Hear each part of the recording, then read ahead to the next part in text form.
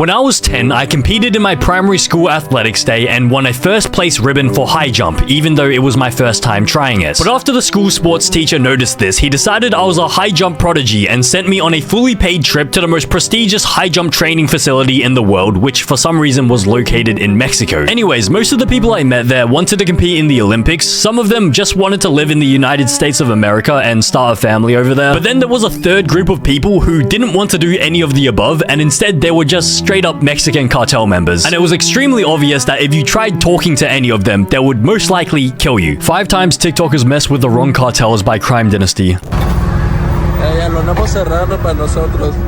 Esto es lo que quiero demostrar, lo que puede hacer el dinero y el poder, o sea, literal lo cerré. July 7th, 2022.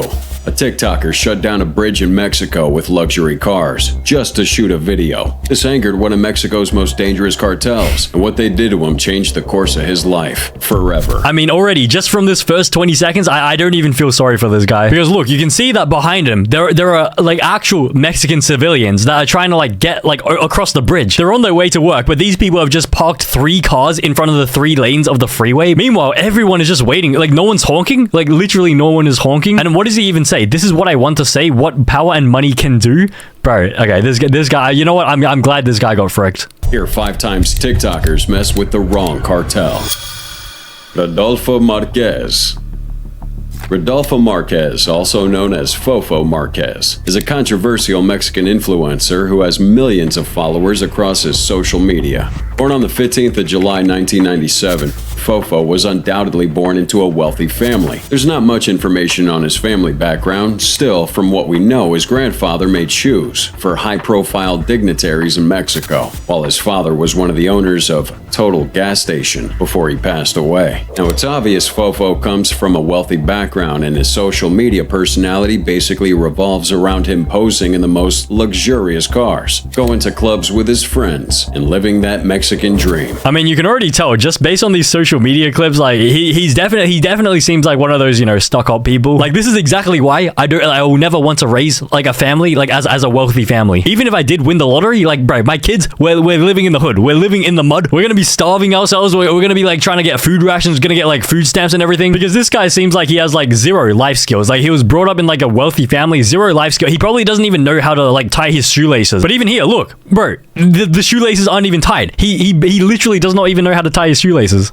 It was also through sharing his luxurious lifestyle on social media that he garnered more than 3 million gram followers, making him what Gen Zs call an influencer. However, Fofo's fame on IG wasn't enough. He decided to navigate his way to TikTok, where he established a fan base, but also began getting himself in trouble. A lot of people had eyes on him, and of course wanted to bring him down, but Fofo didn't care. He had a huge ego. It felt like he was unstoppable. I mean, fair enough, bro. He has 3 million followers on Instagram and 1 million followers on TikTok. Just for being rich.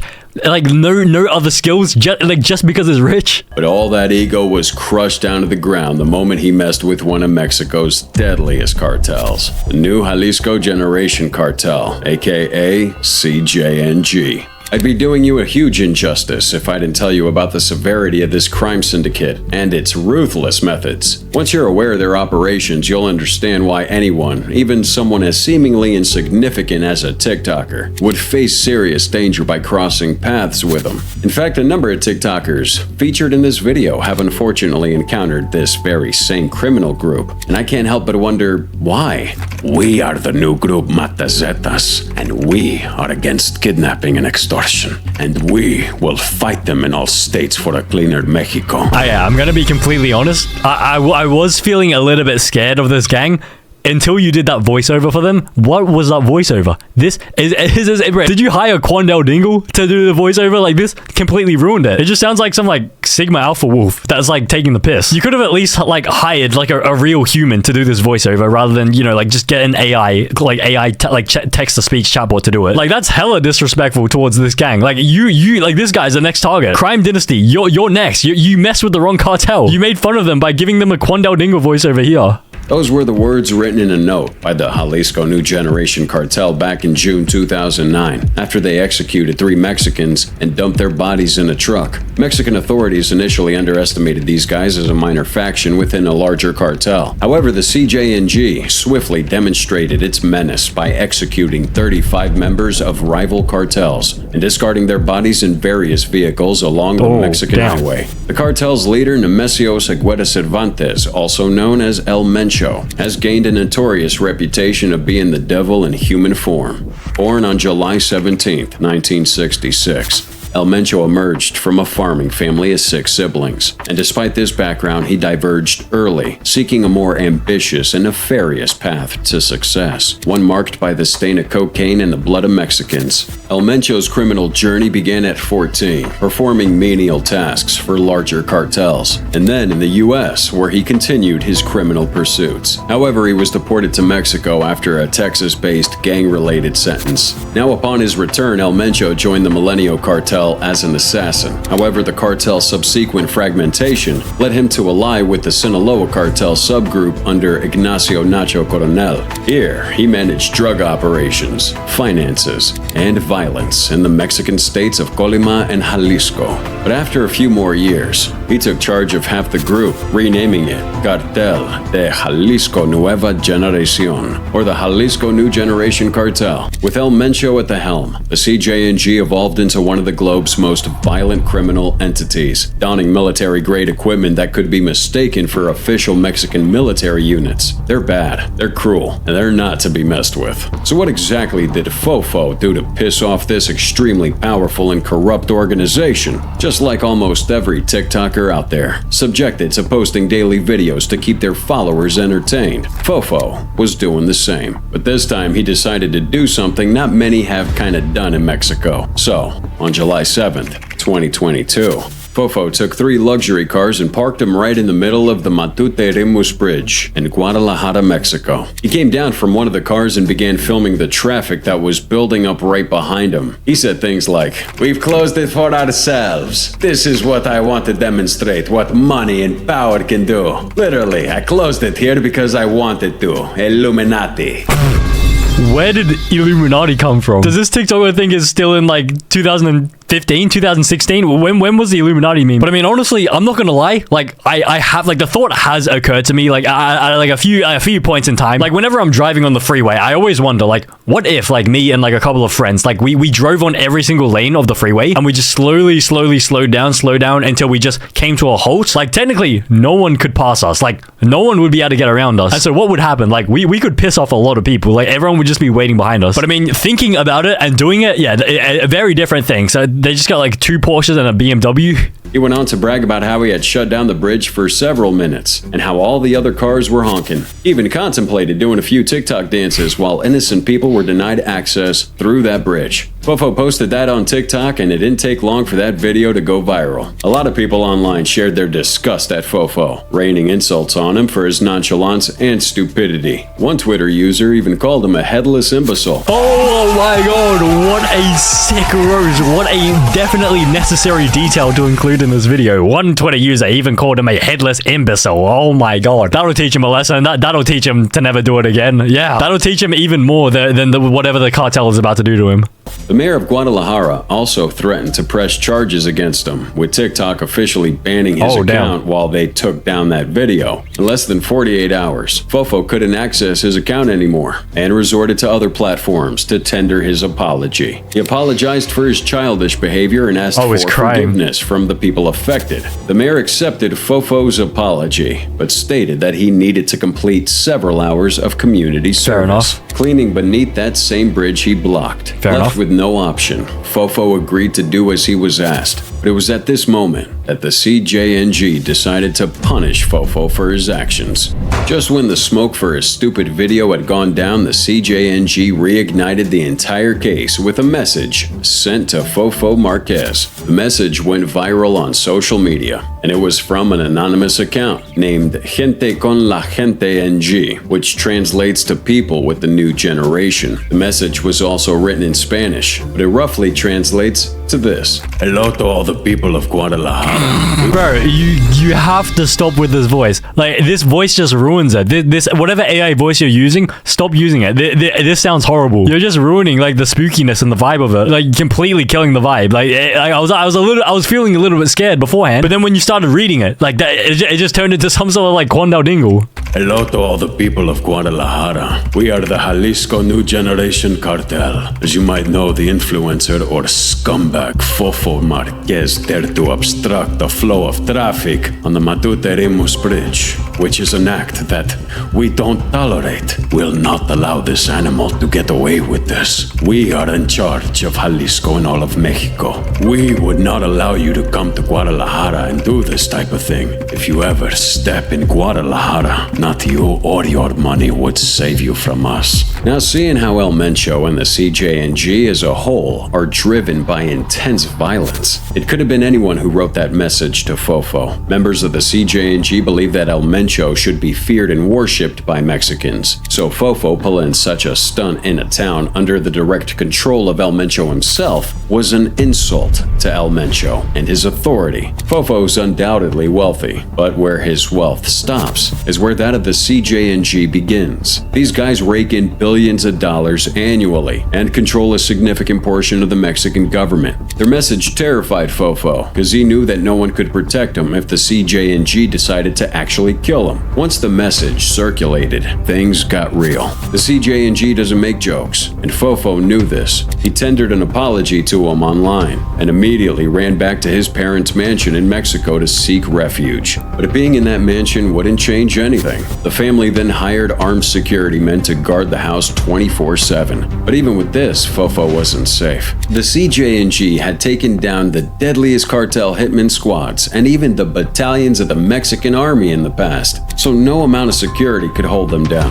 Fofo was scared. He couldn't leave the house for days, stayed away from windows to avoid sniper attacks, and even carried a transceiver around so he could communicate if he was ever in danger. After a few months, Fofo finally returned to his life, but his actions against the authority of the CJNG altered the course of his life till today. Wait, but the thing is, like, this was from, like, the message was from an alt account, and so it wasn't, like, from, like, the official gang. And so there's a chance that this could have been fake, just to sort of, like, stir fear within Fofo. And then the real gang was like, you know what, let's just leave it, because, like, this is a good enough message. Like, even though we didn't actually send it, like, someone else sent it, we'll teach him a lesson anyways, not to, like, do that stuff. And so for 4 months, this guy was, like, running around, and, like, he wasn't even sure whether it was, like, the real thing. But, I mean, honestly, like, there was definitely a chance that this message could have been from, like, just from a random person just trying to troll him. But at least he didn't get, like kidnapped and like tortured and stuff. Like this, like, you'd much rather receive like a stern letter from the gang rather than actually getting like kidnapped and tortured. However, as crazy as that sounds, this next teenager had the guts to insult El Mencho directly. Illuminati 6. Mira bien, hijo de tu puta perra madre.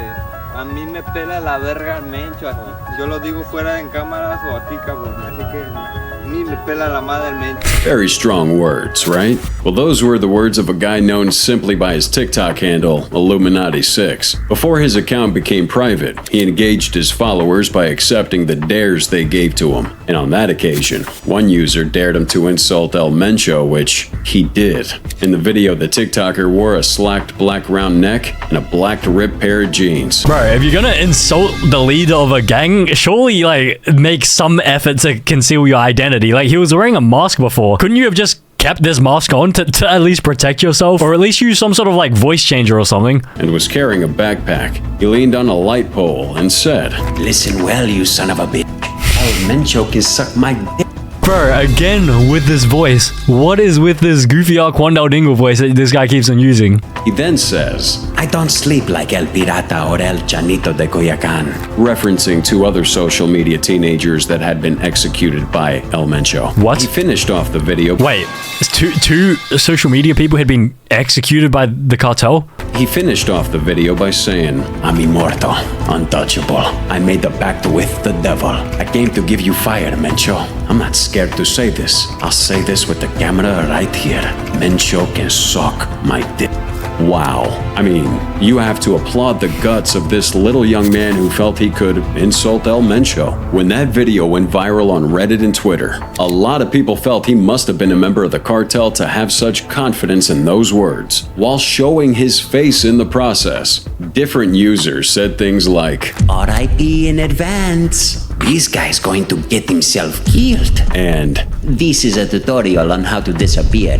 but for some reason no word was heard from El Mencho or even the CJNG. Some rumors said that the teen wasn't based in Mexico and that's why it wouldn't be easy for the CJNG to get to him. It was reported that he lived in Richmond, California, making it hard for the CJNG to even attack him even if they wanted to. Plus, it would have been an attack on foreign land, further complicating things for their organization, so the CJNG didn't respond. But there was a twist. A few days later, this teen uploaded another video apologizing to El Mencho for his words. He said, "I'm sorry for what I said.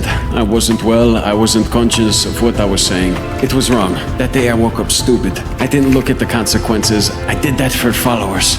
I ask for forgiveness. You and your family are well liked. Mencho, don't kill me. I have a family just like you. I apologize. We all make mistakes. I have psychological problems, so just remember, we like you." That day I woke up stupid. Wow. What a great explanation. What a great excuse. What a great way to plead for your life. That day I woke up stupid. Please don't kill me. Oh yeah, I'm sure El Mencho is going to spare your life because of this. The internet went crazy with this apology video dropping, because that was the same guy that had so much to say to El Mencho just a few days before. People started to wonder whether or not El Mencho made a personal threat to the teenager without everyone else knowing, or did he just snap out of his little TikTok fantasy to realize who the heck he was talking to. And while we never got to know what happened behind the scenes, this TikToker just vanished, and his account was made private. Hey, you know what? I think the most likely explanation is that, like, when he posted a TikTok, he didn't expect it to go as viral as it did. And then when he saw that it got posted all over Reddit and Twitter and all that stuff, he then realized that it was definitely possible that El Mencho would see that video. Whereas beforehand, he thought maybe it would get like 100,000 views, like not many people would see it. But then in reality, it got like 10 million views. And so he had to try and make some like Logan Paul apology video in advance, but even before El Mencho said anything, just to sort of like cover his tracks and everything. There was a video of him posting on another TikTok account some weeks later, but apart from that, no one can say for certain what happened to this guy. So, do you think El Mencho killed him off silently? I mean, maybe he did. Who knows? I mean, he definitely did not. Like, do you really think El Mencho can like really be bothered killing some random TikToker? Juan Luis Lagunas Rosales and El Chanito de Cuyacan. Juan Luis, hailing from Mexico, gained internet fame under the alias El Pirata de Cuyacan, translating to Pirate of Cuyacan. Born in Sinaloa, Juan's upbringing was marked by hardship. His father's absence and his mother's limited work opportunities left him in the care of his grandmother, who could only do so much. Now, interestingly, his childhood neighborhood was situated just a few kilometers away from the domain of the renowned Mexican drug lord, Joaquin El Chapo Guzman. However, Juan's path had yet to intersect with the world of narcotics until he opted to abandon high school and pursue a better life in Cuyacan. Upon arriving in Cuyacan, Juan took on various low-paying jobs to sustain himself, but concurrently, he developed an unhealthy affinity for alcohol. What a strange way of saying he developed alcoholism. Like, he became an alcoholic. He developed an unhealthy affinity for alcohol. Okay. AKA he was an alcoholic. This habit of drinking permeated his work and leisure time, regardless of his underage status. And we all know nothing good comes from consuming way too much alcohol, but for Juan, it kinda did. His problematic relationship with alcohol propelled him to prominence. He established a YouTube channel where he uploaded videos of himself consuming copious amounts of whiskey and beer, followed by his reaction to becoming intoxicated. While it might have seemed unconventional, these videos garnered an unexpectedly massive number of views and reactions from the audience, and adding an element of humor to his content contributed to his rapid rise. His Facebook page amassed over 1 million followers, while his Instagram had around 300,000. Wait, so this guy gained 1 million followers on Facebook just for drinking alcohol, like nothing else. You just drink a bottle of alcohol and that's it. Maybe I should start drinking alcohol. Remarkably, his popularity led to appearances in music videos and television shows. But again, nothing good comes from consuming way too much alcohol. And Juan's sudden fame took a drastic turn for the worst. He started posting images on his gram that didn't sit well with the older demographic because he was just 17 years old at the time. These photos depicted- Wait. He had an alcohol drinking social media account for, like, on Facebook, Instagram and all that, and he was 17 years old at the time. That isn't even legal to drink alcohol in Australia. In Australia, the legal drinking age is 18. I know in the US it's like 21, but bro, 17 years old? Okay, interesting. These photos depicted him with firearms, luxurious automobiles, and often scantily clad attractive women. And although everyone thought he landed himself with the evil underworld of Mexican narcotics, he wasn't affiliated with any cartels, at least not yet. Instead, a meeting with Beto Sierra, a social media management expert, marked a turning point for El Pirata. Sierra's guidance encouraged him to transition away from that alcohol-centric content and embrace more marketable ventures, such as unveiling his own merch and even attempting a singing career. However, Juan remained like a ticking time bomb, and his fate was sealed sooner than anticipated. On multiple occasions, Juan openly expressed his defiance towards numerous adversaries, including a drunken video in which he provocatively insulted Nemesio Oseguera Cervantes. What's his name, everybody? El Mencho. He uttered these exact words, El mencho a mí me pela la verga. which carried a bold confrontational meaning in English, loosely translating to El mencho, peel my dick. I mean, I really don't get why these guys put themselves in harm's way. Peel my dingling. Okay, I've never heard that one before. What do you mean peel? Like unsheath my dingling? Like pull back the foreskin? Not even El Chapo's cartel dares to provoke CJ&G, and we know it's because of their extreme levels of brutality and violence. Yet these teenagers, maybe for a few likes or the eagerness to go viral on social media, see the need to call out a man that kills humans like flies. In response, a fair CJ&G issued a stern warning for Juan to avoid stepping foot in Jalisco if he wanted to remain alive. But Juan didn't care. He went ahead to host a party with his friends at a Jalisco bar. And that was the moment CJ&G Sicarios sent them on an immediate journey to the afterlife. December 18th, 2017.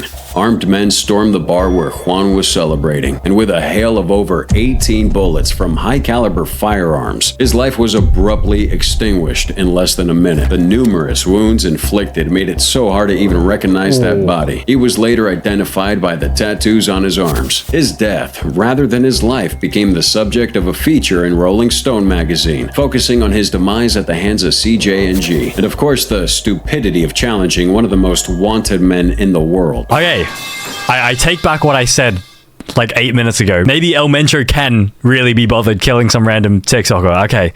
That is very concerning. But also with his death, El Chanito de Culiacan, another Mexican teenager, saw it as a medium to gain clout. With the death of El Pirata, El Chanito decided to call out El Mencho, saying he was out to seek revenge for the death of his friend. The viral video showed El Chanito holding a rifle, along with a small child whose face was covered, also wielding a rifle, while they cursed out El Mencho. They called El Mencho words like stupid, and even mocked El Pirata for consuming so much alcohol just for content and internet fame. I mean, you don't need us to tell you that this statement obviously led to El Chanito's death. I mean, of course it did. Like, why would you do this? You just watch your friend do the exact same thing as you did and get killed. Of course you're gonna get killed by doing the exact same thing as him. But for El Chanito, the CJ&G decided to take things to the next level. El Chanito apologized for his statement to El Mencho and played the insanity card, claiming to be mentally ill. Bro, murderers in court in America, they tried to pull the insanity card to claim to be mentally ill to get away with murder. Meanwhile, this guy is trying to pull the insanity card saying that he was mentally ill to get away with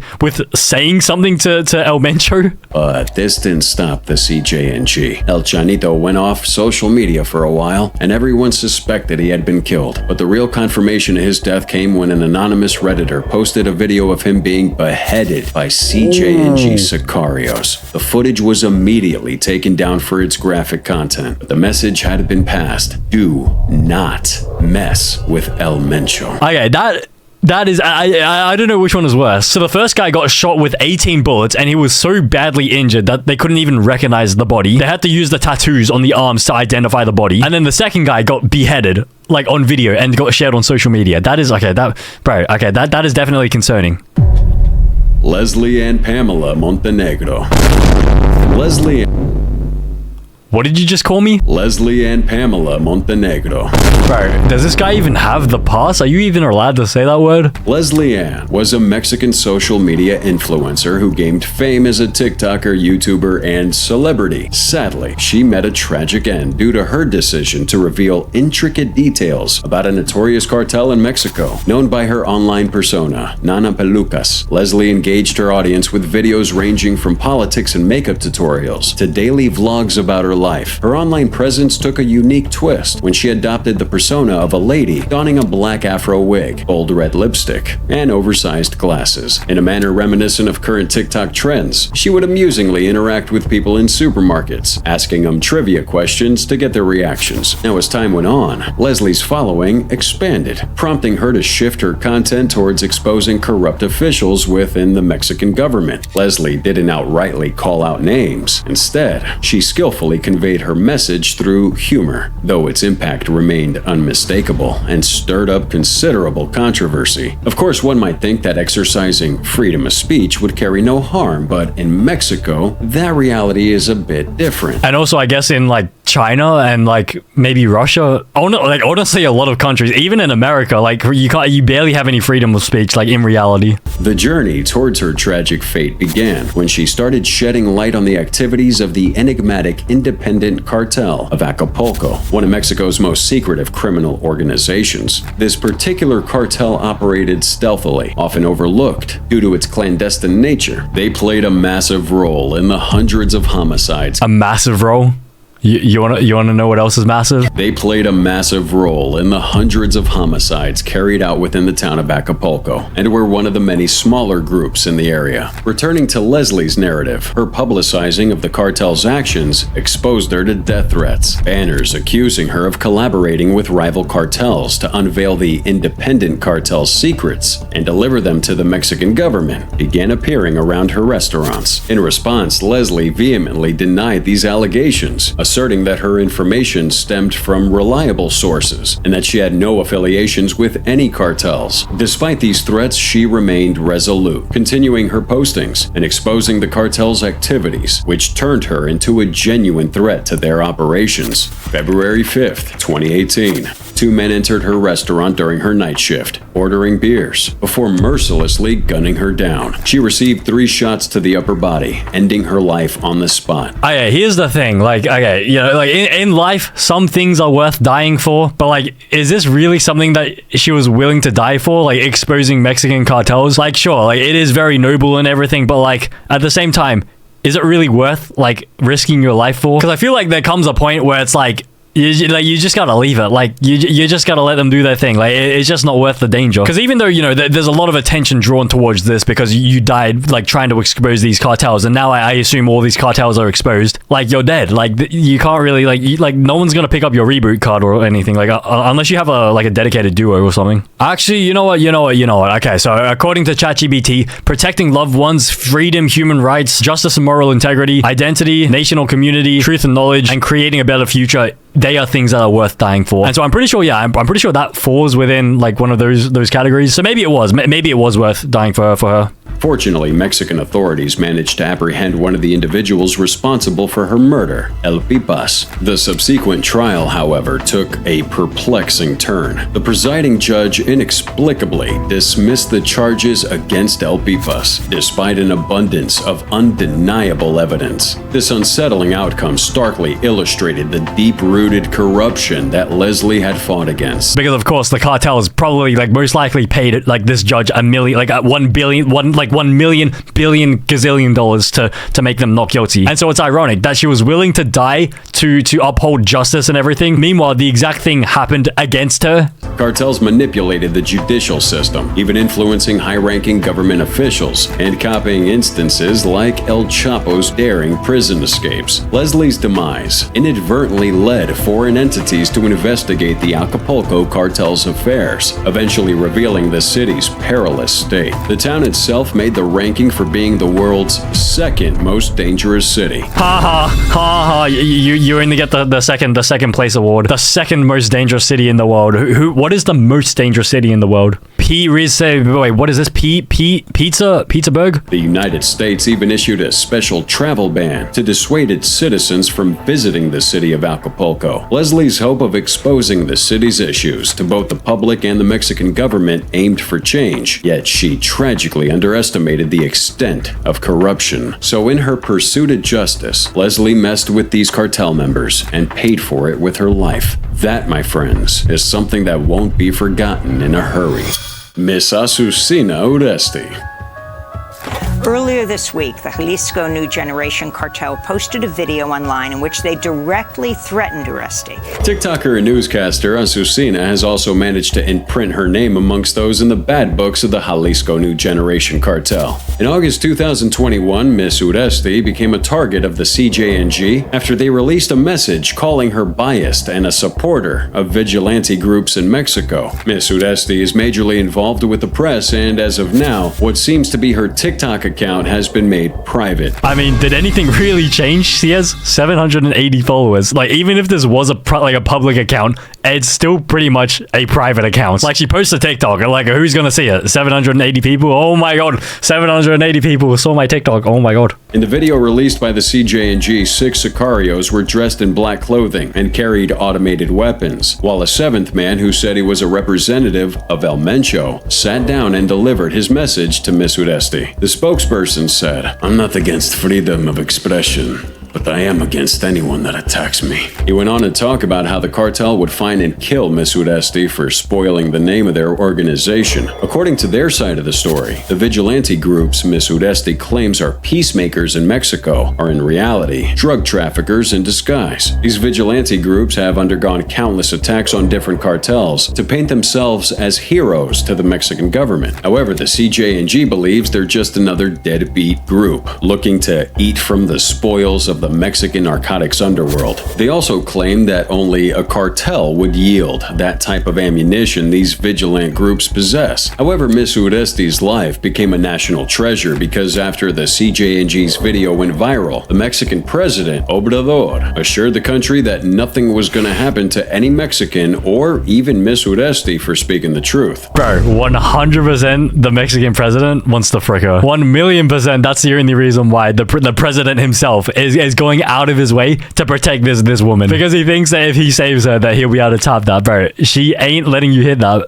In his statement, he said, "It's our responsibility that Mexicans are not intimidated or threatened by anyone." The presidential spokesperson, Jesus Ramirez Cuevas, tweeted a post about the incident, saying the government would take the necessary measures to protect any member of the press from speaking their mind. Then Miss Uresti spoke for herself, saying that she was now under the protection of the government and didn't seem bothered by the statement from CJNG. Since then, Miss Uresti has been living her life and there have been no attacks against her. And in 2 months, she's expecting her 4th child with the Mexican president. It could be that the CJNG had decided to let her be, or they could be waiting for the perfect time to strike. Either way, journalism is a tough job in Mexico, and I don't see why Miss Uresti should blindly put her faith in a government that has sat back and watched hundreds of journalists before her die at the hands of different cartels. So maybe Uresti is the only TikToker and social media personality to mess with a cartel and get away with it. Maybe she'll still pay the price. Well, I mean, technically she has been paying a price. Like, I assume she's had to frick the Mexican president at least once a month or something. Like, that's a subscription payment. Every month she has to frick the president. Otherwise, like, the president, like, just cancels the protection. Those accents while translating are wild. Yeah, I 100% guarantee this guy is like the next guy on this list. He's gonna be the 6th time a TikToker messed with the wrong cartel.